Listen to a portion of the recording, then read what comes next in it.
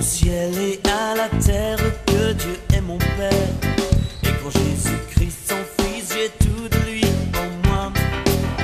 Je déclare aussi que son esprit crie en moi, Abba Père. Et que l'ennemi n'a plus qu'à trembler sous nos pas. Tous ensemble, je déclare au ciel et à la terre que Dieu est mon Père. Et quand Jésus-Christ, son Fils, j'ai tout de lui en moi. Je déclare aussi que son esprit crie en moi, Abba Père. Et que l'ennemi n'a plus qu'à trembler sous nos pas. Hey!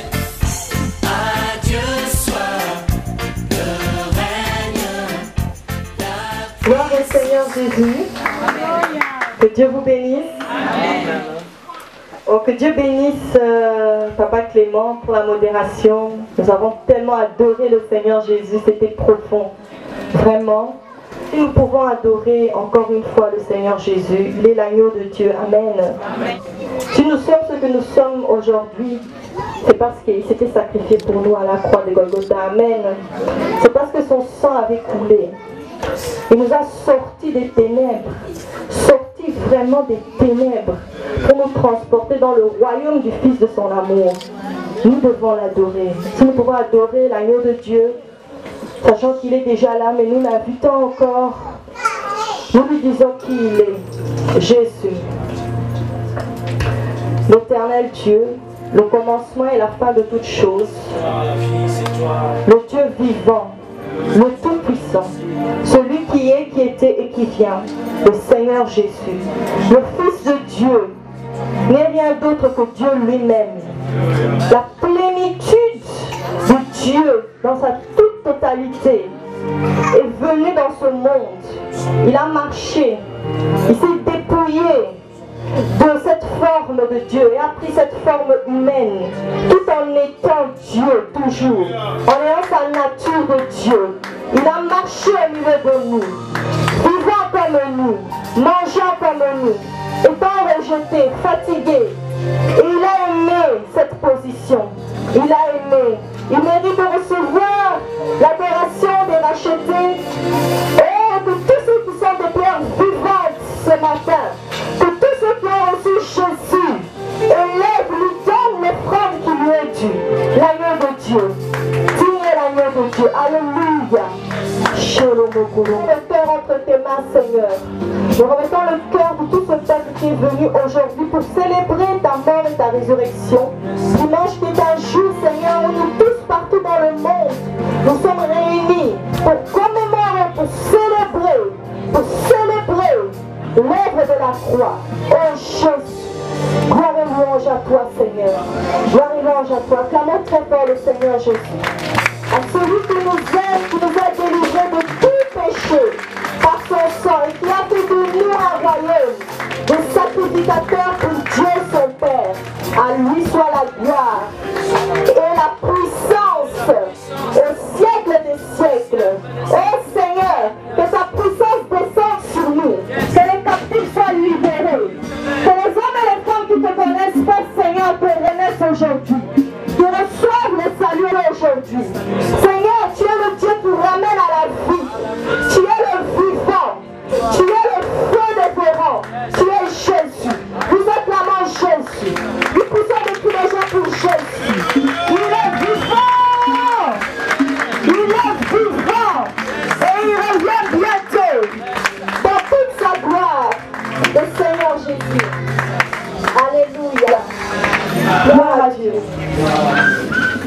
Bien-aimés, nous continuons toujours notre prédication, notre série sur le salut. Amen. Nous parlons encore aujourd'hui de la nouvelle naissance. J'étais déjà venue, j'avais apporté cette parole une fois. Je donnais mon témoignage, comment j'ai reçu Jésus. Et nous allons encore continuer à le faire parce que Dieu nous a dit qu'il faut le faire. Amen. Le Seigneur nous a dit qu'il y a encore beaucoup de personnes, des hommes et des femmes qui ne connaissent pas encore le Seigneur Jésus. Oui, ils viennent à l'église. Oui, ils ont plein de versets bibliques dans leur tête. Mais ils ne connaissent pas la puissance de la croix. Ils n'ont pas encore été crucifiés avec Christ. Et n'ont pas va encore ressusciter avec le Seigneur Jésus-Christ. Alors le Seigneur veut que nous portons ce message, amen. Et nous allons le porter partout dans le monde. Nous n'allons pas nous arrêter. Nous allons persévérer dans ce message parce que dimanche, nous fêtons la mort, la résurrection du Seigneur Jésus-Christ. C'est la fête pour nous. Celebration, comme on dit en anglais. Amen. Nous célébrons partout dans le monde le Seigneur. Amen. Et le Seigneur encore me reprochait cette nuit, me reprochait encore tout au long de la semaine. Il me disait, fais attention, Emmanuel, fais attention. Si tu es ce que tu es aujourd'hui, que tu as la joie de venir à l'église et d'apporter à Dieu des sacrifices vivants, d'apporter à Dieu quelque chose, c'est parce que tu as reçu le sacrifice suprême par la grâce. Amen. Amen. Si aujourd'hui, dimanche, ceux qui ont reçu Jésus, ceux qui sont chrétiens nés de nouveau, ils ont cette joie de venir à l'église, de pouvoir venir avec des choses qui sont peut-être pas matérielles, qui sont immatérielles, mais qui répondent à un parfum magnifique. Qui fait que quand on se réunit ici, il y a l'onction. L'atmosphère est dégagée. On commence à adorer Jésus, même quand c'est lourd. C'est parce que les frères sont venus avec des sacrifices vivants. Ils sont venus parce qu'ils ont reçu celui qui est. Ils ont reçu ce sacrifice-là. Amen. Aujourd'hui, c'est dimanche. Nous sommes venus parce que nous savons que Dieu existe. Nous sommes venus parce que quelque part en nous, on reconnaît qu'il y a un Dieu quelque part. Même si ce n'est pas toujours facile, qu'on n'arrive pas toujours à saisir ce Dieu-là, à comprendre. On vient fatigué à l'église, on vient nonchalant, on vient, mais sans réellement connaître le Seigneur, mais quelque part, le Seigneur nous a attirés à lui encore ce matin. Amen. Amen. Il nous attire à lui, il dit, il est Dieu. S'il est Dieu, s'il est papa, où est l'honneur qu'il est dû? C'est dimanche, personne ne peut venir dans la maison du Seigneur les mains vides. Amen. On ne peut pas venir dans la maison de Dieu sans s'être préparé. Amen. Parce que nous venons pour lui rendre un culte. Nous venons pour l'offrir quelque chose. Mais offrir quoi? Le Seigneur, il te demande d'offrir, mais offrir quoi? Mais offrir nos vies au Seigneur. Amen. Alors, je regardais un peu, je considérais, je lisais un peu le livre du Lévitique. Le livre de Lévitique, en hébreu, veut dire, parce que l'Éternel appela Moïse. C'est comme ça que ça commence, l'Éternel appela Moïse. Alors, le livre de Lévitique, c'est un livre qui parle vraiment du culte. Qui parle véritablement du culte, de l'offrande. Et il dit, l'Éternel appela Moïse et lui dit, comment les gens vont faire des offrandes. Et le Seigneur appelle. Comme nous sommes là, personne ne peut offrir un culte à Dieu si Dieu ne l'a pas appelé d'abord. Amen. Donc c'est Dieu qui appelle, lui qui s'est offert pour nous. Hein? J'ai regardé un peu, je considérais ce livre, je voyais qu'il y avait l'Holocauste, des animaux qui étaient brûlés complètement. Hein? Et il y avait, à part l'Holocauste, il y avait des gâteaux, des fleurs de farine qui étaient brûlées. Il y avait aussi l'offrande d'action de grâce, l'offrande pour l'expiation des péchés. Il y en avait 5 des offrandes. Et je regardais et je disais, ces offrandes m'appellent à me consacrer à Dieu. Quand je lis la parole de Dieu, je vois que le Seigneur, il veut que les hommes et les femmes se consacrent à lui. Mais comment vais-je pouvoir me consacrer réellement au Seigneur? Est-ce réellement possible quand je viens dimanche à l'église, j'ai envie du feu de Dieu, l'envie de servir Dieu est là, le désir de Dieu.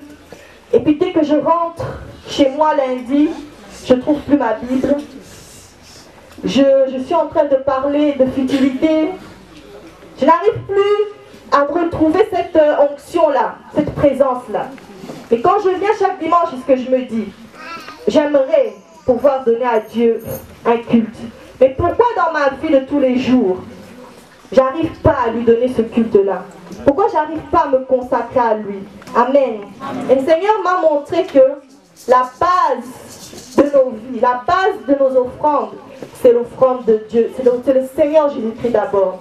Parce que le Seigneur Jésus-Christ a accompli, a été l'obéissance parfaite de Dieu. Il a été cet holocauste, cet animal, ce taureau, cet animal qu'on mettait, à qui on coupait en morceaux. On aspergeait le sang tout autour de l'autel, autour de la tente. Et en brûlant, on mettait le feu. Et il était complètement consumé. Le Seigneur Jésus a été ce sacrifice pour nous. À la croix, il nous a tellement aimés. La Bible dit que Dieu avait tellement aimé ce monde, l'homme, qu'il a donné son Fils unique. Il a donné sa vie. Le Seigneur Jésus s'est consumé pour nous. Il a porté nos péchés. Il a porté nos fardeaux. Il a pratiqué toute cette justice. La Bible dit qu'il était sans péché, le Seigneur Jésus-Christ. Il était Dieu qui a pris la forme humaine.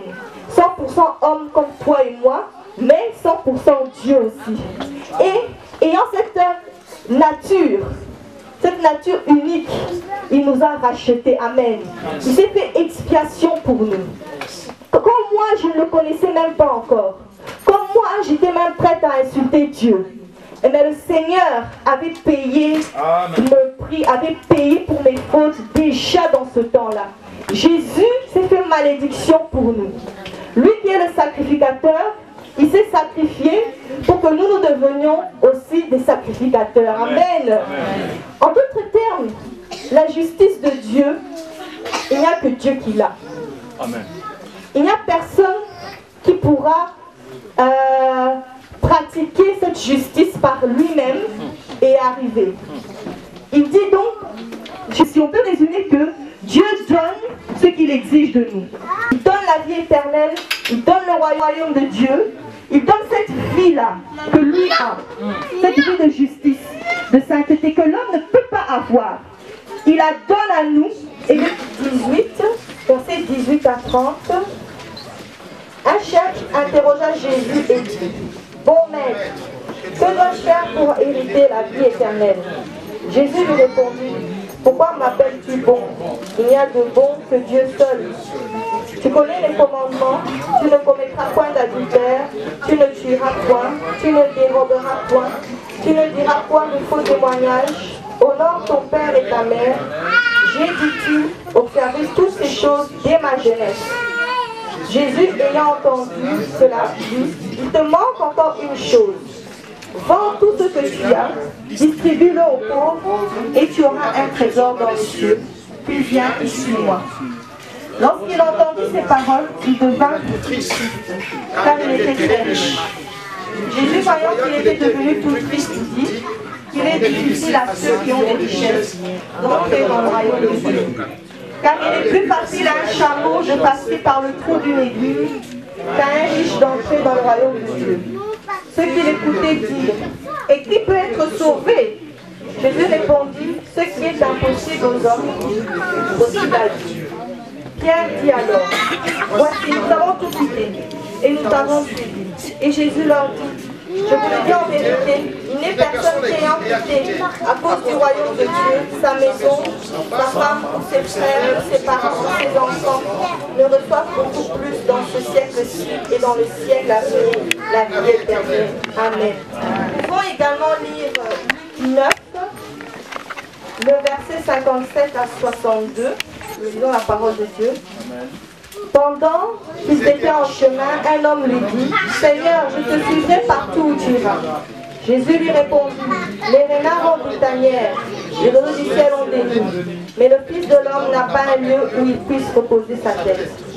Il dit à un autre, suis-moi, et il répondit, Seigneur, permets-moi d'aller d'abord ensevelir mon Père. Mais Jésus lui dit, laisse les morts ensevelir leurs morts, et toi va annoncer le royaume de Dieu. Un autre dit, je te suivrai, Seigneur, mais permets-moi d'aller d'abord prendre congé de ceux de ma maison. Jésus lui répondit, quiconque met la main à la charrue et regarde en arrière n'est pas propre du royaume de Dieu. Et maintenant nous pouvons lire encore un dernier verset. Donc Jean 3 à partir du verset 3. En vérité, je te le dis, si un homme est né de nouveau, il ne peut voir le royaume de Dieu. Nicodème lui dit, comment un homme peut-il naître quand il est vieux? Peut-il rentrer dans le sein de sa mère et naître? Jésus répondit, en vérité, je te le dis, si un homme ne naît d'eau et d'esprit, il ne peut entrer dans le royaume de Dieu. Ce qui est né de la chair est chair, Et ce qui est né de l'Esprit est esprit.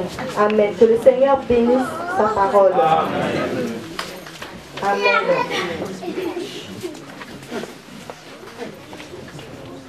Donc nous voyons que nous avons lu ici tous ces versets, surtout l'histoire de l'homme riche, que cet homme cherchait la vie éternelle quelque part. Il se posait des questions sur une vie qui va au-delà de cette vie que nous avons, cette existence terrestre, naturelle. Nous sommes nés un jour et un jour nous mourrons. Quelque part en lui, et en tout temps ça nous vient, il se posait un peu des questions. Il se disait, mais tiens, qu'est-ce que je dois faire pour avoir la vie? Comment je peux faire pour rencontrer Dieu en fait? Et malgré tout, malgré qu'il appliquait des lois, il appliquait la loi de Moïse, mais il avait un vide au fond de lui dans son cœur. Il se posait cette question existentielle. Est-ce que Dieu existe? Est-ce que le Seigneur peut m'agréer? Est-ce que je suis vraiment en ordre avec Dieu ou bien où je suis? Alors il se posait ce genre de questions. Et moi je vais vous dire que moi dans ma vie je me suis posé aussi ce genre de questions. Il m'est arrivé de me poser cela. J'avais ma vie à moi que je voulais mener et de temps à autre je me rendais compte que Dieu existe quelque part.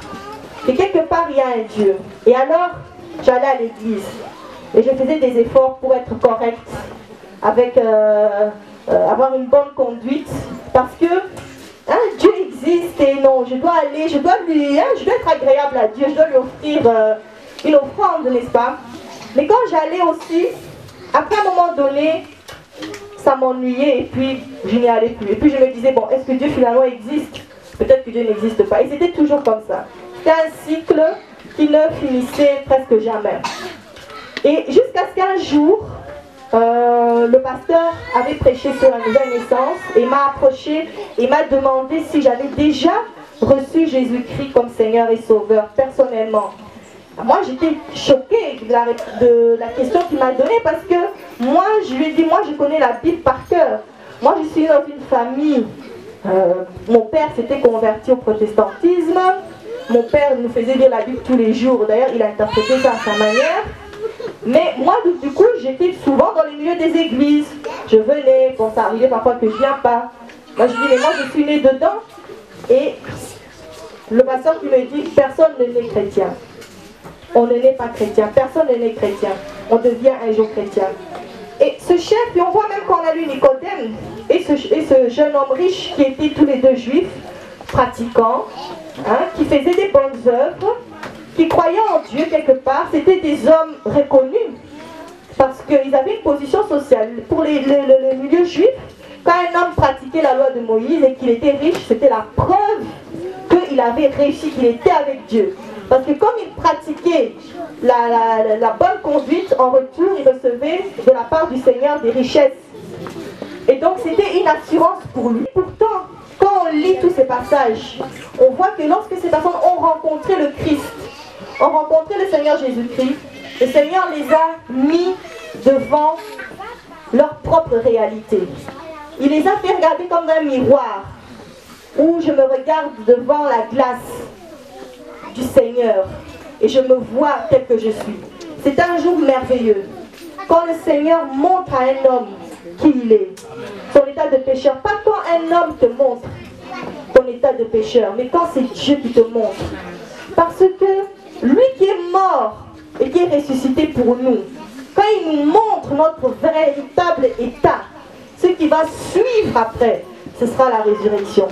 Ce qui va suivre après, ce sera la nouvelle naissance, ce sera la connaissance de Dieu. Ça sera le fait de vivre en relation, en communion avec Dieu, ça sera merveilleux. Mais quand c'est l'homme qui montre, quand c'est soi-même, ou quand c'est le pasteur, ou quand c'est ma mère, ou quand c'est qui que ce soit qui te montre ton état, tu ne vas pas ressusciter. Tu vas rester, même pire là, tu vas tomber encore plus par terre. Parce que l'homme n'a pas ce pouvoir-là. Le Seigneur dit que c'est Dieu qui appelle un homme à un moment donné. Et c'est un temps que nous, chrétiens, nous devons respecter aussi. Il y a un temps, les hommes viennent à Dieu, c'est pas quand nous on veut. C'est quand Dieu il veut. Dieu révèle, il ouvre l'esprit de quelqu'un, il lui montre qui il est réellement. Et alors la personne peut maintenant voir qui est Jésus et comprendre que je dois suivre le Seigneur Jésus. Alors moi, ce jour-là, c'était mon temps, parce qu'avant, j'étais allée à l'église, mais je vous dis que je n'entendais rien de ce qui se disait. D'ailleurs, un jour, j'avais repris, j'écoutais un peu une prédication du pasteur Jean Bosco, et j'étais étonnée, j'ai dit, oh, mais il avait prêché ce jour-là, j'étais là, oui, j'étais là, mais ça m'édifiait, le pasteur Jean Bosco Kindomba, mais il n'y avait rien qui était entré dans mon esprit, c'était aveuglement total. Donc je venais à l'église, mais je ne comprenais pas ce qui se passait. Donc c'est pour dire que la repentance, l'appel à Dieu, comme Lévitique dit, c'est Dieu qui appela Amen. Moïse. Il lui dit, quand les gens feront les holocaustes, c'est comme ça qu'ils vont faire. C'est Dieu qui appelle quelqu'un. Et qui lui montre à la personne comment il doit faire. Parce que la personne ne sait pas. Personne ne connaît Dieu. Nous savons tous que Dieu existe, quelque part il y a un Dieu qui existe, mais nous ne savons pas comment nous devons rendre un culte, ce culte à Dieu. Nous ne savons pas comment nous devons l'adorer, comment nous devons le servir, parce que nous sommes nés dans le péché. Amen. Nous sommes conçus dans le péché, depuis Adam. La Bible dit, autant le ciel est séparé de la terre, autant vos pensées ne sont pas mes pensées. Donc quand je m'approche de Dieu pour offrir, je ne m'approche pas de Dieu pour offrir par rapport à ma manière à moi de voir les choses. Quand je m'approche de Dieu, c'est Dieu qui va d'abord me révéler. Amen. Amen. Pour que moi, j'offre maintenant. Dieu offre sa vie, il donne, et l'homme en retour peut maintenant lui donner cette vie que lui a même donnée. Jésus a dit, je suis le bon berger. Le bon berger, il donne sa vie pour cette brebis. Il n'est pas en train de demander d'abord. C'est lui qui donne sa vie. Et il donne une vie en abondance. Alors, ces deux personnes, Nicodème et ce jeune homme riche, ils se disaient, mais comment ils vont faire pour avoir la vie éternelle? La vie éternelle, c'est cette vie que Adam et Ève avaient quand ils étaient au jardin d'Éden, quand ils vivaient une communion parfaite avec Dieu. Quand ils s'appuyaient sur Dieu. Ils avaient cette vie de Dieu en eux. Ils avaient ce pouvoir d'être enfant de Dieu. Parce que c'est un pouvoir d'être enfant de Dieu. Ce n'est pas naturel. C'est spirituel, c'est surnaturel. Il faut le recevoir de Dieu. Et eux avaient cette vie-là. La vie éternelle, la Bible en grec on l'appelle Zoé. C'est la vie du royaume de Dieu. Donc c'est-à-dire, c'est le règne de Dieu. Cette possibilité de vivre le genre de vie de Dieu. La justice de Dieu, la paix de Dieu, l'amour de Dieu. L'homme n'a pas ça. Il a peut-être des anciens souvenirs parce qu'il a marché avec des gens qui connaissaient le Seigneur. Il y a des traces. L'évangile laisse des traces. Si aujourd'hui l'esclavage est aboli, c'est surtout à cause de la pensée chrétienne qui a influencé beaucoup de choses, qui a influencé l'Europe, qui a influencé le monde aussi. Nous sommes influencés, nous l'Église nous influençons. Hein, n'est-ce pas? On peut être influencé, mais ne pas connaître Dieu personnellement. Amen. Donc tandis qu'Adam et Ève, ils connaissaient Dieu personnellement. Ils connaissaient ce Seigneur. Ils avaient cette vie de Dieu. L'esprit était en eux. Mais un homme naturel ne sait pas obéir à Dieu. C'est impossible pour lui d'obéir à Dieu. Parce qu'il n'a pas le Saint-Esprit en lui. Il vit aveuglé, sous l'emprise des ténèbres. Parfois on se dit, parfois nous jugeons, hein, on se dit mais pourquoi telle personne a fait ça, pourquoi moi quand même quand je ne connaissais pas Dieu, j'étais quand même pas comme ça moi. Mais ça c'est moi maintenant en tant qu'homme qui parle. Mais Dieu ne voit pas les choses de cette manière. Dieu ne voit pas les choses de cette manière. Dieu a aimé le monde parce que l'homme était perdu. Adam et Ève, Dieu leur a demandé de manger l'arbre du fruit de la vie. De manger l'arbre de la vie. Et de ne pas manger le fruit de la connaissance du bien et du mal. Parce que le jour où ils vont en manger, ils vont mourir. Malheureusement, ils n'ont pas obéi au Seigneur, ils ont mangé quand même ce fruit qui paraissait si bon. Quel mal il y a à manger un fruit qui s'appelle connaître le bien et le mal? N'est-ce pas ce qu'on nous a toujours enseigné depuis que nous sommes enfants, l'éducation que nous avons reçue, qu'il faut faire le bien, il ne faut pas faire le mal. Et pourtant, le péché était là. Parce que depuis ce jour-là, la communion parfaite entre l'homme et Dieu a été rompue. L'homme est devenu pécheur et toute sa génération est née, conçue dans le péché et ne connaît pas Dieu. Voilà pourquoi le Seigneur qui nous a tellement aimés est venu lui-même, a pris cette forme humaine. Il a pris la forme de l'homme, marchant dans l'obéissance totale, parce que ce qui était impossible à l'homme, de pratiquer toute la loi de Moïse à la lettre, de pratiquer tout. Quand on lit ce que le Seigneur Jésus il dit, si même si tu regardes une femme et que tu convoites une femme, tu as déjà commis l'adultère. C'est pour dire que la sainteté de Dieu, c'est une vie. La vie de Dieu est une vie que l'homme ne sait pas produire de lui-même. Amen. C'est ça en fait. Et le Seigneur Jésus, il est venu, lui qui est le réparateur des trèches brisées. Il a porté ma condamnation à moi, ta condamnation. Il a porté nos péchés. Le jour-là, à la Pâque, c'était la fête des Pâques sans levain, c'était la Pâque. Lui qui était l'agneau pascal, tout le monde l'avait abandonné. Les gens ne pouvaient pas comprendre ce qui s'est passé. Même ses disciples l'avaient abandonné. Même Pierre l'a renié. Et Pilate, qui n'avait pas de position, il se rendait compte que Jésus est innocent, mais en même temps, il veut faire plaisir à tout le monde. Hein? Il représente très bien comment nous, les hommes, nous sommes, hein? Sans position comme ça. Et tout le monde, ce jour-là, a condamné Jésus, mais c'est ce qui devait se passer. Parce qu'il devait être crucifié, souffrir pour nous, pour que nous ayons la vie éternelle. Sa vie devait se répandre pour que nous puissions aussi avoir la vie éternelle. Amen. Alors, le péché, nous le définissons comme suit. Le péché, ce n'est pas simplement le fait de se focaliser à ne pas faire du mal, à faire du bien, parce que le péché, c'est un fruit. Le mal et le bien sont dans un même fruit. C'est un cycle. On fait du bien, on fait une bonne aumône, mais la suite, c'est quoi? C'est qu'on devient orgueilleux, par exemple, de la bonne action qu'on a fait. Hein, on se sent tellement fier de nous, on ne supporte pas l'autre. Donc, on est toujours pris dans un cycle qui ne finit pas. Dieu avait dit de manger l'arbre de la vie, jamais ce fruit-là. En fait, l'homme, il a voulu, quand il a pris la connaissance du bien et du mal, Satan lui avait dit que tu vas devenir comme Dieu, tes yeux vont s'ouvrir, tu vas voir aussi. Donc toi-même, tu vas commencer à dire qu'est-ce qui est bien, qu'est-ce qui est mal. Nous avons nos traditions, nous avons nos manières de vivre, nous. Ça c'est bien, ça c'est mal. Mais même quand on le fait, après un temps, on se rend compte que ça ne marche pas. Il vivait, il ne voulait pas dépendre de Dieu. Or, l'homme est créé pour adorer Dieu. Nous sommes créés en nous, nous avons cet esprit, nous avons la soif de connaître Dieu. Nous avons besoin de cet être suprême. Le Seigneur a des noms compliqués. Il dit qu'il est le grand je suis. Il est celui qui est, qui est. Pour toi, il est celui qui est. Il n'est pas simplement quelque chose de matériel. Il est ce que l'homme a besoin plus profond de lui. Il est la source d'eau vive. Il dit qu'il est le pain de vie. Il dit celui qui va me manger, il n'aura plus jamais faim. Celui qui va me boire, il n'aura plus jamais soif. Et Dieu disait à Adam et Ève de boire cette eau de vie-là. Mais ils ont détourné le dos, poussés par l'orgueil, l'ambition personnelle, hein, les buts personnels à réaliser, la gloire humaine. Et ce jour-là, la Bible dit, c'était la séparation, la mort. Quand Dieu dit que ceux qui ont péché sont morts, ils sont séparés de Dieu. Nous sommes tous séparés de Dieu, nous héritons tous cela.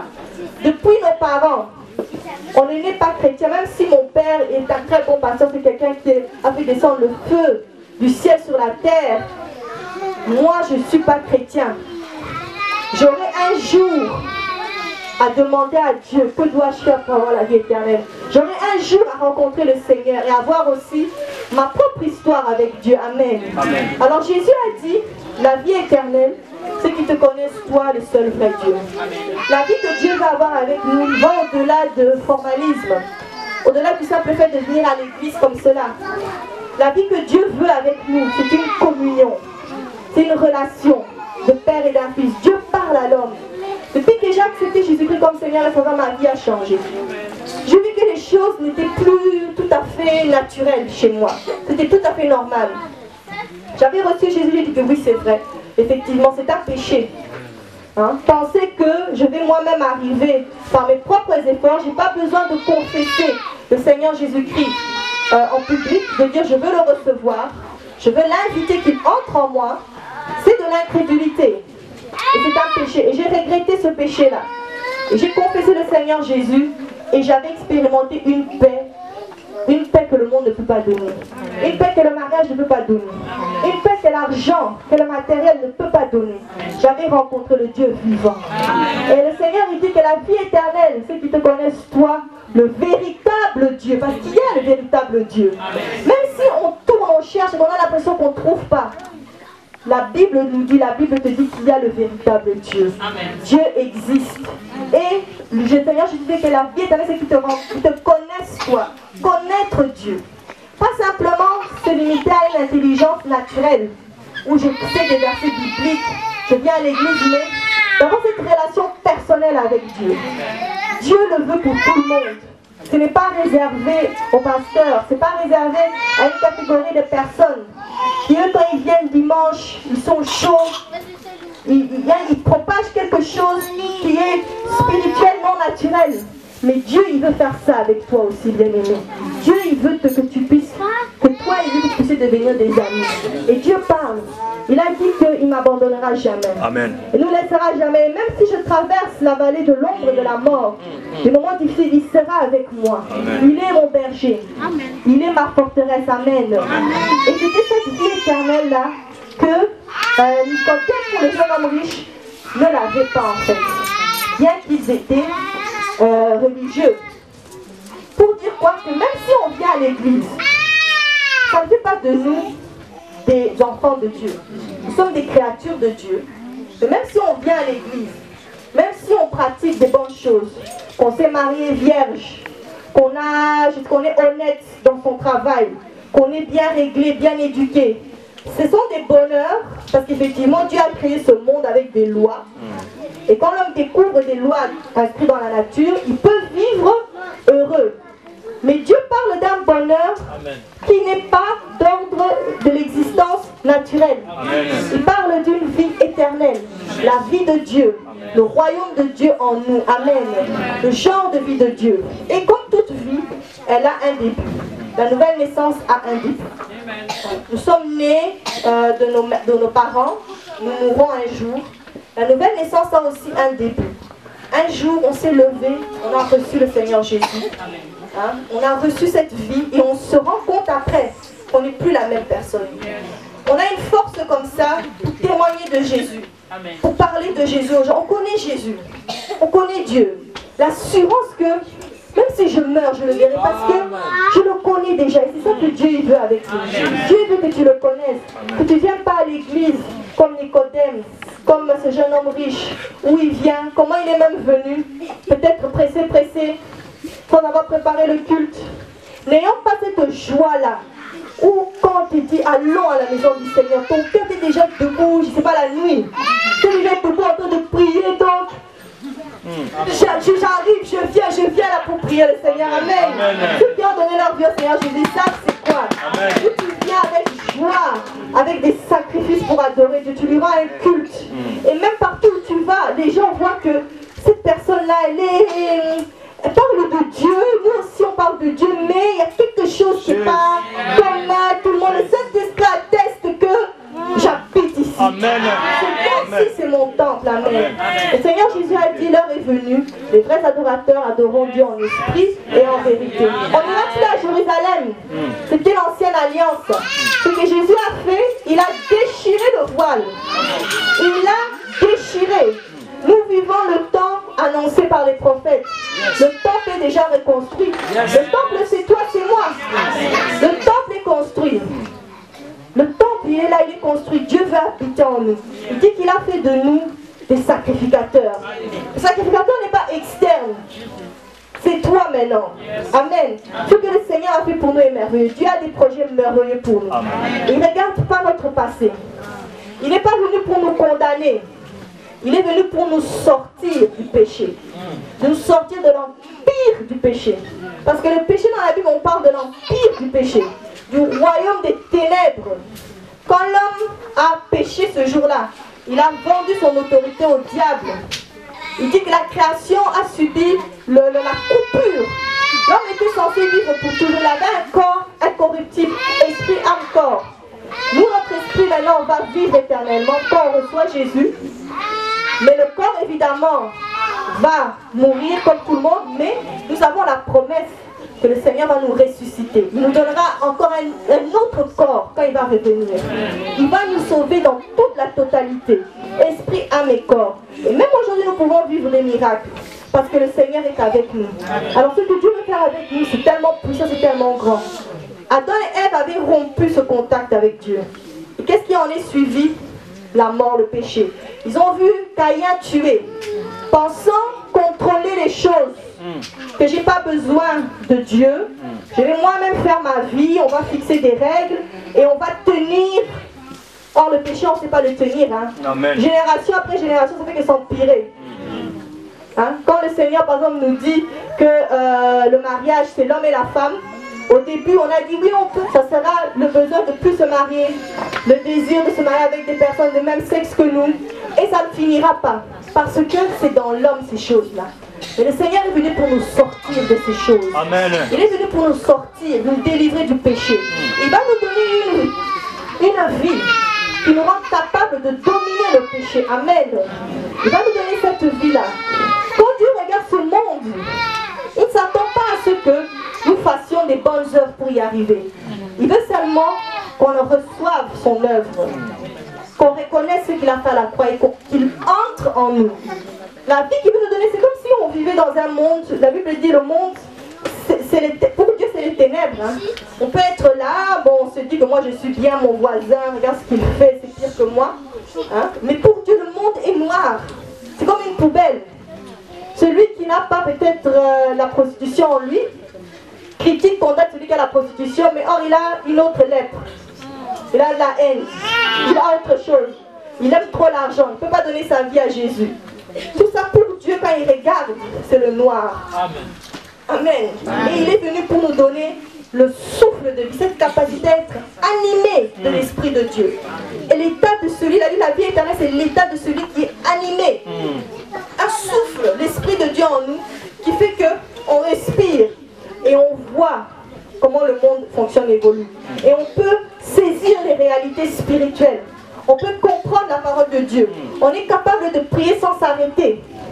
Hein? On peut le faire, c'est parce que on a des tâches. Et même quand on fait nos tâches, on est en prière en permanence. Mais quelqu'un qui n'est pas né de nouveau, il ne sait pas faire ça. Il n'est pas passé par la croix. Il n'y a pas la puissance de la croix.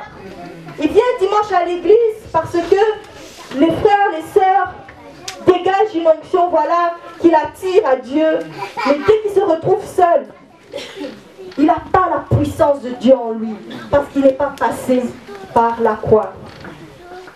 Alors, ce jeune homme riche ici avait commis donc 4 erreurs. Hein. Déjà, il dit à Dieu, il dit à Jésus, il vient chez Jésus, il dit, bon maître. Il vient chez le Seigneur Jésus-Christ. Jésus, c'est le Messie, le Fils de Dieu. En d'autres termes, Dieu lui-même. Le Messie a attendu que eux attendent que Jésus va venir dans toute sa gloire. Or, les prophéties avaient dit que Jésus va venir comme un serviteur souffrant, comme un homme. Avant même qu'il vienne, il est déjà venu pour nous donner la vie éternelle. Il s'approche, Jésus lui dit, bon maître. Jésus qui lui dit, mais qui est bon? Il n'y a que Dieu qui est bon, pourquoi tu m'appelles bon? Donc, tu reconnais que je suis Dieu? Non, il était perdu, confus, dans la confusion. Il voyait que Jésus avait quelque chose de spécial. Et Jésus est descendu à son niveau. Il n'a pas discuté vraiment avec lui. Il est descendu seulement à son niveau, dans sa logique à lui. Nous venons à Dieu à l'église. Si nous sommes nés d'une famille chrétienne, on vient à Dieu avec la conception qu'on a de Jésus. Tel que nous sommes, on vient devant le Seigneur. Si on avait une vie impudique, on vit dans la prostitution, on vient à Dieu seulement comme ça. La femme samaritaine, quand elle a vu Jésus, elle a parlé à Jésus comme elle avait l'habitude de parler à tous les hommes qu'elle rencontrait. Hein. Elle a parlé à Jésus comme ça. Bon, mais quand même, il voit que Jésus a quelque chose de particulier. Il lui dit, mais il n'y a que Dieu qui est bon. Si tu dis que Dieu est bon, alors tu reconnais que je suis Dieu. Oui, mais qu'est-ce que je dois faire pour avoir la vie éternelle? Alors, Jésus qui lui dit, bon, les commandements. Et il dit que je les ai appliqués. Il croit qu'il les a tous appliqués. Hein. Quand on lit, on voit qu'il dit que... oui, j'ai observé toutes ces choses dès ma jeunesse.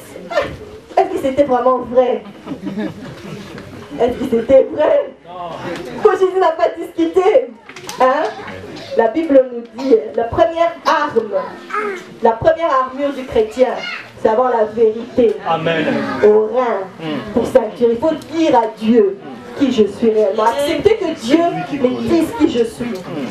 Alors, il dit qu'il a observé. Et quand il dit qu'il a observé, il pense qu'il va, par sa propre justice, y arriver. Jésus n'a même pas dit, moi je ne sais pas, il dit, tu connais les commandements, point d'adultère. Et pourtant, dès qu'on regarde, on convoite la femme du prochain, pour Dieu on est déjà adultère. Tu ne déroberas point, et tout ça. Mais Jésus n'a même pas dit, tu aimeras l'Éternel ton Dieu de tout ton cœur. Je me suis dit, pourquoi Jésus n'a pas dit ça? Parce que dès qu'on dit, tu aimeras l'Éternel ton Dieu de tout ton cœur, de toute ta force, de toute ton âme, de tout ce que tu as, même tes richesses, tu aimeras l'Éternel ton Dieu comme ça. Je ne pense pas qu'il allait dire que j'ai tout appliqué, mais je crois que Jésus est descendu à son niveau. Hein? Il lui parle. Alors il dit, j'ai observé toutes ces choses dès ma jeunesse. Et Jésus lui dit, lui qui voit tout, qui connaît tout, qui sait sonder les profondeurs de l'homme, il savait qu'est-ce qui l'empêchait de suivre Dieu. Il y avait une barrière en lui. Amen. Cet homme aimait beaucoup l'argent. Et alors Jésus lui dit, vends tout ce que tu as. Jésus n'a jamais dit ça à quelqu'un d'autre dans la Bible. Cet homme-là, lui, il devait vendre tous ses biens. C'était ses biens qu'il devait vendre. Pas seulement les vendre pour suivre Jésus. Il pouvait vendre aussi, se faire plaisir en vendant, se contempler d'être bien et ne pas suivre Jésus. Mais pour suivre Jésus, il devait vendre ses biens pour suivre le Seigneur Jésus. Il avait des barrières. Et quand il a entendu ça, il était triste. Et les disciples lui ont dit, mais qui va être sauvé? Jésus dit qu'il est difficile pour un homme riche d'entrer dans le royaume des cieux. Et puis les disciples disent, mais qui va être sauvé alors? Aux hommes c'est impossible, mais à Dieu c'est possible. Il leur dit ce que nous avons lu toujours. Il dit que l'homme de lui-même, comme il était trop riche, trop plein de lui, Dieu ne considère pas la pauvreté comme étant une vertu. Hein? Mais ici cet homme avait une barrière. Et d'autres personnes dans la Bible avaient différentes barrières. Moi aussi quand j'avais reçu Dieu, j'avais des barrières. Et j'ai dû faire sauter ces barrières. Amen. Les portes de mon cœur, les portes éternelles de mon cœur avaient dû se lever. Faire sauter toute barrière. Faire sauter tout orgueil. Faire sauter toute vanité. Que moi je suis l'enfant d'un pasteur, moi je connais déjà la Bible. Oui, moi en plus j'aimais bien lire beaucoup des choses théologiques. Moi je suis. Il fallait faire sauter ces barrières. Pour s'agenouiller et recevoir le Seigneur Jésus, entrer par la porte. Jésus a dit, moi je suis la porte des brebis. Je suis le bon berger. Je suis le chemin, la vérité et la vie. Faut pas, je ne vais pas vous montrer le chemin. Il dit, je suis le chemin. Faut me recevoir moi. C'est moi qui dois entrer dans le cœur. Tant que je ne suis pas entré, il n'y aura pas la vie éternelle. Il n'y aura pas de nouvelle naissance. Il ne pouvait pas comprendre ça. Il ne sait pas, c'est pour ça qu'on a parlé de l'offrande au début. L'homme ne sait pas adorer Dieu. Il est idolâtre. Il doit rencontrer le Seigneur. Le Seigneur doit faire sauter ces barrières-là. Il y a des barrières qui doivent sauter. Amen. Voilà pourquoi quand on reçoit Jésus, ça paraît simple. Mais ça coûte quelque chose en nous. Ça nous coûte quelque chose de nous lever. Hein, quand on est l'enfant du pasteur et que les gens disent, oh, qu'est-ce qu'ils vont penser? Lui, on l'avait toujours vu à l'église. Ça te coûte de te lever et de confesser. Jésus a dit que celui qui n'aura pas honte de moi, moi aussi, je n'aurai pas honte de lui devant les anges. Amen. Et pourtant, c'est ce que Dieu veut. Dieu nous appelle. Il nous donne sa vie. Il nous donne sa justice. Il donne et il exige de nous quelque chose, quelque part. Il exige de nous qu'on lui fasse confiance. Si le Seigneur nous dit comment est-ce qu'on doit naître de nouveau en lisant la Bible, il nous est demandé à nous les hommes de lui faire confiance. De ne pas se dire comment je vais faire. Oui, moi je suis habituée. Il y avait une femme prostituée, pécheresse, qui avait des parfums de nard de grande valeur, qui était venue au pied de Jésus pleurer pour ses péchés. Elle a versé ses larmes sur lui, elle a essuyé ses pieds avec ses cheveux et elle a répandu le parfum sur lui. Cette femme avait donné sa vie pour Jésus. C'était pas comme cet homme riche. Elle était prostituée, donc ses cheveux c'était elle. C'était ça sa vie. Les cheveux, le parfum. Elle ne s'est pas dit comment je vais vivre après. Parce que si elle se prostituait, ça veut dire que c'était sa manière à elle de vivre. Elle vivait avec cet argent. Qu'est-ce qui allait arriver après en abandonnant la prostitution? Mais elle a fait confiance au Seigneur. Elle a senti que le Seigneur, il allait bientôt mourir. Elle a senti ça en esprit. Dieu l'avait appelée et elle a adoré Jésus. Elle lui a donné une vraie offrande à Jésus. Qu'est-ce que nous pouvons offrir? Peut-être qu'on peut sentir comme si moi, je ne sais pas qu'est-ce que moi je vais offrir à Dieu. Moi, je suis qu'une jeune. Moi, je suis trop âgée. Moi, je suis ceci, je suis cela. Qu'est-ce que je peux offrir au Seigneur? Et Dieu, il veut savoir que tu lui offres ta vie. Que tu viennes tel que tu es là, devant le Seigneur Jésus. Et lui va prendre le contrôle. Tu lui donnes ta vie. Tu fais confiance sur lui. Tu t'appuies sur lui. Ce qu'il va faire de toi après, ça va dépasser tout entendement. Dieu est fidèle. Le Seigneur est fidèle. Il a dit personne qui a laissé derrière lui sa famille, hein, ce monde, son pays, ou que sais-je, n'a pas retrouvé sur cette terre toutes ces richesses qu'il avait laissées, déjà sur la terre, et en plus dans les siècles à venir, la vie éternelle. C'est la promesse que le Seigneur Jésus nous donne. Il y a des barrières. On avait lu, par exemple, dans Luc 9, on a vu 3 autres personnes. Il y avait quelqu'un qui a dit, Seigneur, je te suivrai. Oh, mais c'est bien. Il a dit, Jésus, je vais te suivre. Mais qu'est-ce que Jésus lui répond? Il lui dit, le Fils de l'homme, les renards ont des tanières, les oiseaux du ciel ont des nids, mais le Fils de l'homme n'a pas d'endroit où poser sa tête. Donc Jésus refuse que quelqu'un le suive. Pourquoi? Dieu l'a appelé, mais quelle était la réponse de la personne vis-à-vis de Dieu? Ce n'est pas quand on reçoit Jésus, c'est du sérieux. Tu vas entrer, tu vas recevoir le roi des rois. Tu vas recevoir le Seigneur des seigneurs. Le Seigneur nous demande d'être des hommes et des femmes de foi. Des hommes et des femmes décidés. Un chrétien, la Bible parle, il dit qu'il fait partie des héros de la foi. Il y a quelque chose qu'il faut lâcher. Cette personne-là, il suivait Jésus. Jésus lui a donné une réponse. Moi, je vois le statut social quand je lis cette histoire. Pourquoi il voulait suivre Jésus? Pourquoi il venait à l'église? Pourquoi il voulait devenir pasteur? Pourquoi il voulait ouvrir une église pour prêcher? Quelles sont nos intentions? Il n'y a qu'à la lumière devant les yeux, les flammes de feu de Jésus, et rien ne peut être caché. Amen. Amen. Rien ne peut être caché. Jésus lui a dit que le Fils de l'homme n'a pas de statut social. Comment nous sommes-nous venus à l'église? Comment servons-nous le Seigneur? Qu'avons-nous cherché? Un statut social? Des miracles? Le Seigneur donne, hein? Avoir vécu un miracle ne veut pas dire qu'on est sauvé. 10 lépreux, Jésus avait guéri. Un seul était revenu pour dire merci. Avait reconnu que c'était le Messie. Il est parti, il a dit, mais non, cet homme-là, non, je dois aller l'adorer.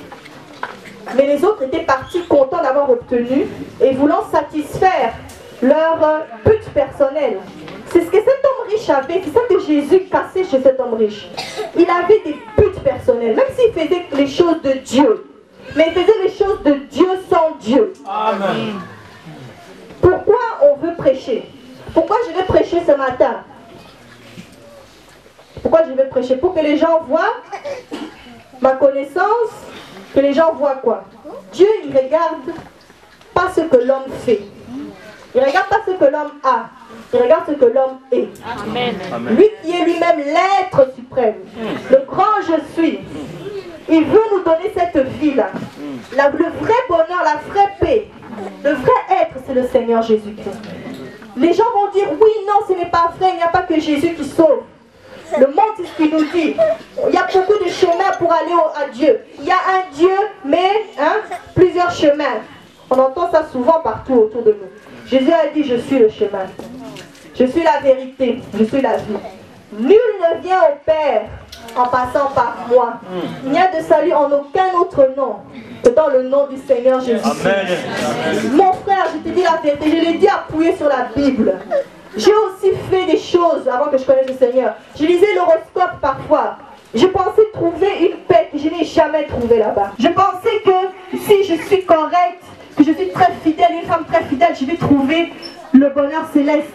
Je pensais que ça allait me suffire, ça ne m'a jamais suffi. La personne qui comble le vide d'une personne, la personne, l'amour même que tout homme cherche et a besoin, c'est le Seigneur Jésus. C'est le Seigneur Jésus. Et il n'est pas loin. C'est pas un Dieu si loin que ça. Il est près de nous. Il nous aime. Cet homme riche devait faire sauter des barrières.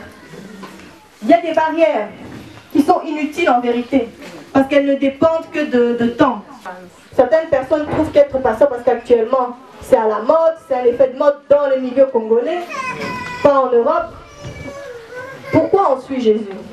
On peut être marié avec le pasteur, oui, mais ne pas être né de nouveau. On peut être marié vierge, mais ne pas être né de nouveau. Qu'est-ce qu'on recherche? Jésus voulait dire, Jésus il a même dit un verset, il dit que si quelqu'un ne hait pas son père, sa mère, son mari en quelque sorte, ou même sa propre vie pour lui, ne mérite pas d'être son disciple. Est-ce que Jésus est vraiment contre l'argent, contre les hommes, contre le mariage? Non. Il veut que nous puissions le connaître lui.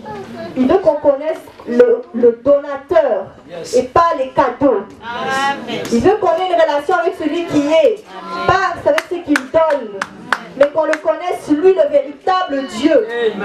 C'est ça que le Seigneur veut. Le Seigneur veut nous élever. Parce que le tout passera. Amen. Il y a quelques années au Congo, c'était honteux de prier dans les églises dites de réveil. Aujourd'hui, ce n'est pas le cas. La mode change. Tout change. Mais la parole de Dieu ne change pas. Un chrétien, c'est un homme qui est violent. La Bible dit le royaume des cieux, hein, ce sont les violents qui sont à part. C'est un homme qui décide. Dieu fait de nous des vrais hommes, des vraies femmes. Si aujourd'hui, il y a des crises dans notre société, je pense que nous manquons des hommes et des femmes qui savent décider. Quand on décide, quand un homme décide de se marier, il déchire quelque chose en lui. Il y a plein de belles femmes, hein, ça finira jamais. Amen. Mais la décision, j'accepte de faire ça et je ne regarde plus en arrière. J'ai fait mon choix, je ne tournerai plus jamais. Amen. La foi. Pierre, un jour, a vu Jésus marchant sur l'eau et Jésus lui a dit marche aussi. Il a marché sur l'eau. Dès qu'il a commencé à regarder, l'eau, il a commencé à se noyer. Tout ce qu'il devait faire, c'était de regarder vers Jésus. Tu peux marcher sur l'eau, mon ami. Même si ce monde dit que oui, hein, le monde dit que écoute, l'âge est avancé, tu es second bureau, tu ne vas quand même pas laisser ton mari là, ton deuxième mari, enfin ton amant. Si tu laisses ton amant à 45 ans, 50 ans, qu'est-ce que tu vas devenir? Hein? Ça c'est le diable qui te montre que tu es dans le péché. Hein? C'est pas Dieu. Pour te noyer encore plus dans ce péché-là. Mais quand c'est Dieu qui te montre, il te dit, laisse, va, ne pêche plus. Tu vas marcher sur l'eau, mon ami. Personne qui a laissé derrière sa vie, derrière lui, sa famille, les choses de ce monde, Dieu n'a pas récompensé, même déjà sur cette terre. Il est Dieu, il est vivant. Il va t'élever. Et ça manque confiance en lui. Et le regard fixé sur Jésus. Et nous allons marcher dans tout ce qui est instable. La vie chrétienne est une vie où on marche sur des choses qui sont instables. Moi je me dis, cette église existe, c'est par la foi. C'est par la foi. Jésus a dit, tu vas suivre, vous êtes prêt à suivre un homme qui n'a pas de maison, pas de statut social, pas de revenus. Vous êtes prêt à suivre cet homme-là? Parfois, quand on lit la parole de Dieu, on se rend compte que, ayant reçu aussi cette éducation un peu occidentale, moderne, où on ne prend pas au sérieux les décisions, les choses de la vie. On ne prend pas toujours au sérieux l'engagement que nous avons décidé de faire. Nous sommes des héros, mes amis. Un chrétien est un homme qui marche par la foi. La foi, elle est basée pas sur soi, mais elle est basée sur la parole de Dieu. Amen. Cet homme devait faire confiance à Dieu. Il y avait une autre personne, Jésus lui a dit, suis-moi, suis-moi.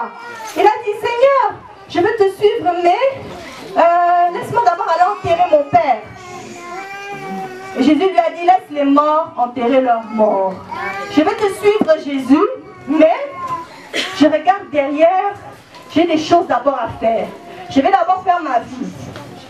Je suis jeune, je vais d'abord faire ma vie. Et quand je vais arriver vers l'âge de 30 ans, 40 ans, je vais te suivre. Je vais te suivre, Seigneur, mais j'ai des ambitions.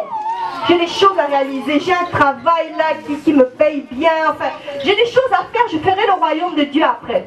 Je m'occuperai des choses du royaume de Dieu après. J'ai d'abord des choses à régler. Et quand je les aurai réglées, je vais te suivre. Il dit non.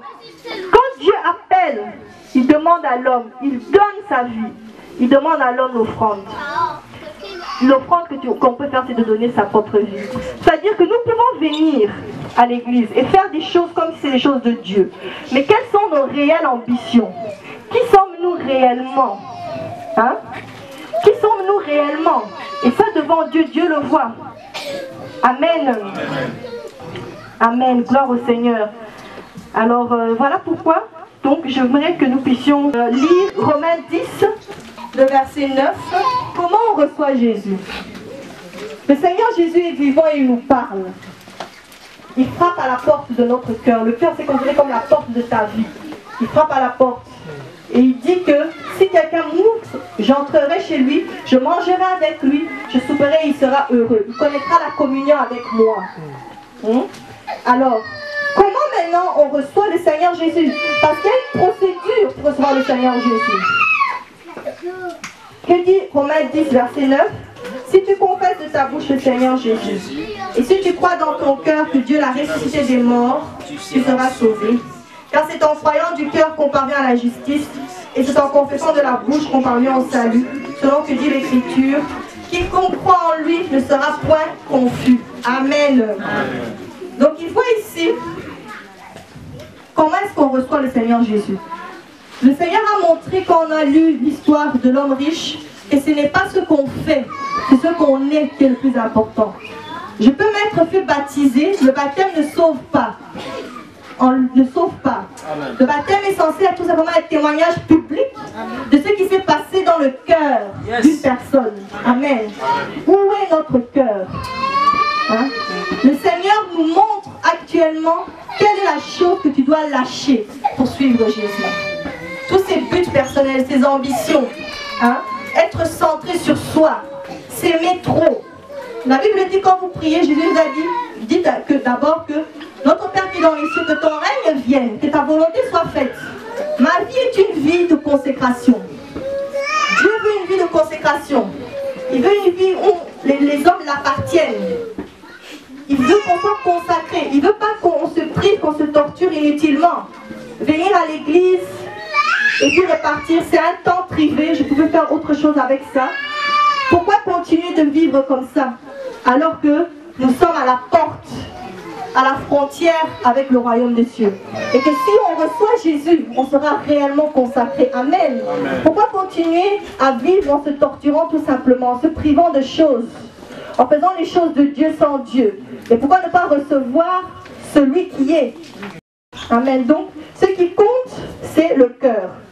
Alors, il dit, si tu confesses de ta bouche le Seigneur Jésus, ce n'est pas seulement confesser comme ça.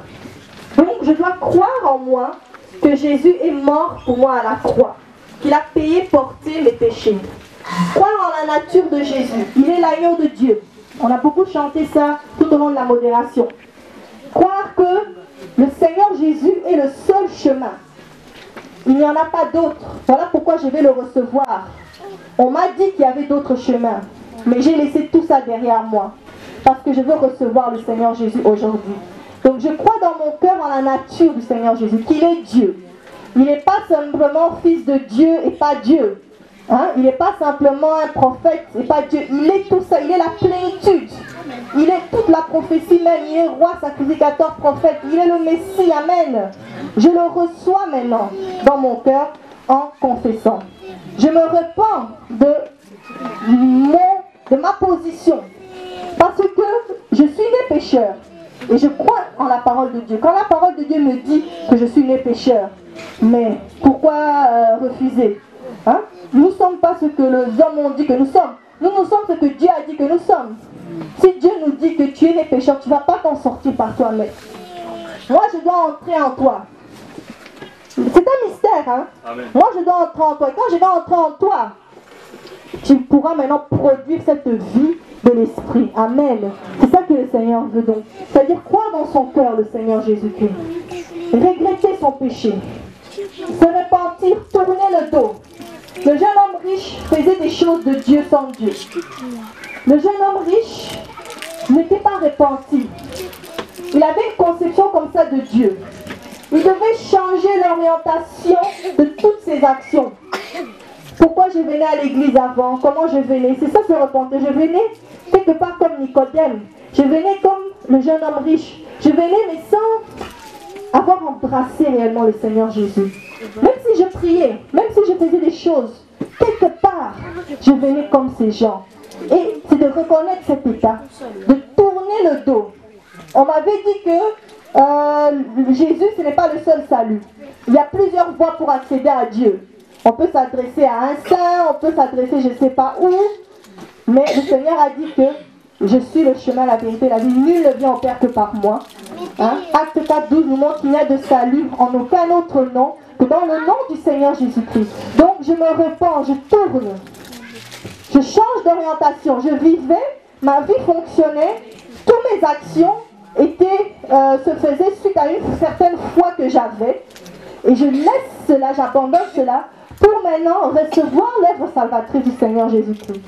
Et alors, une fois qu'on s'est repenti, ça ne suffit pas. Parce que si on en reste là, on ne s'en sortira pas. Il faut maintenant confesser.